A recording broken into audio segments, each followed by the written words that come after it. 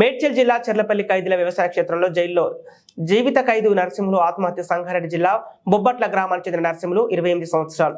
ఇక 2014 తల్లిని హత్య చేసిన కేసులో జీవిత ఖైదు అనుభవిస్తున్న నరసింహులు మానసిక వైద్య చికిత్స కోసం ఎర్రగడ్డ ఆసుపత్రి వెళ్తూ వస్తున్న నరసింహులు నిన్న అధిక మోతాదులో మాత్రలు మింగి ఆత్మహత్యకు పాల్పడ్డ నరసింహులు చికిత్స పొందుతూ గాంధీలో మృతి చెందిన నరసింహులు జైలు అధికారులు ఫిర్యాదు మేరకు కేసు నమోదు చేసుకుని దర్యాప్తు చేసిన చెర్లపల్లి పోలీసులు.